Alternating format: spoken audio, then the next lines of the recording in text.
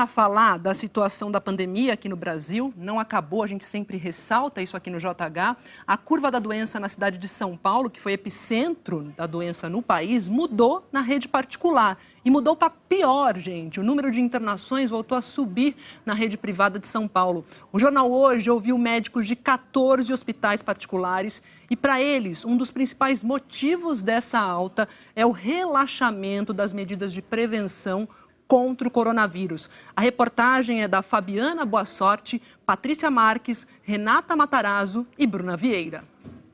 Eu sou médica infectologista de um hospital particular aqui em São Paulo.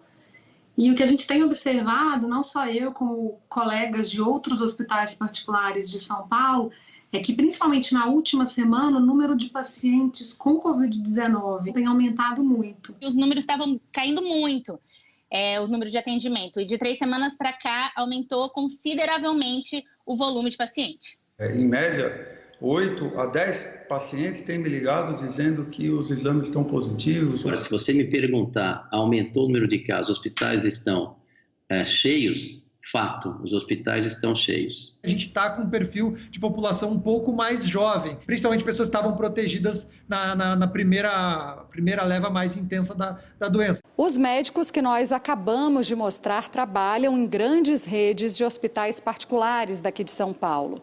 Nós ouvimos relatos de profissionais de 14 hospitais que confirmaram que nas últimas 3 semanas aumentou o número de internações de pacientes com a Covid-19. Isso também aconteceu no pronto-socorro com os atendimentos de casos suspeitos da doença.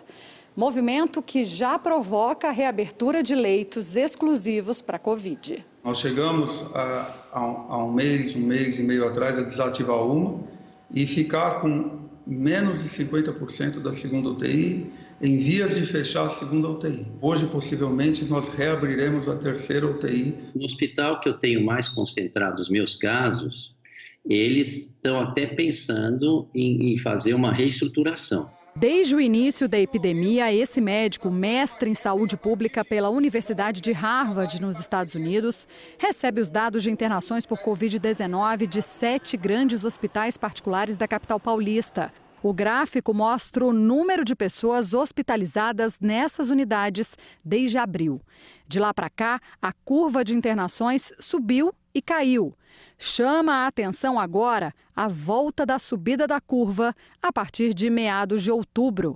A gente já tem aí 3, 4 semanas comprovando que realmente é uma reversão de tendência, não é só um ruído no dado, o que indica para a gente que a doença está voltando a circular, porque internação é uma consequência da quantidade de casos que tem na comunidade. Como a maioria dos pacientes estão vindo de um quadro mais leve, a gente ainda não está com uma explosão de internação como a gente já esteve. Mas acaba que isso é uma coisa que preocupa mesmo para os próximos meses, as próximas semanas.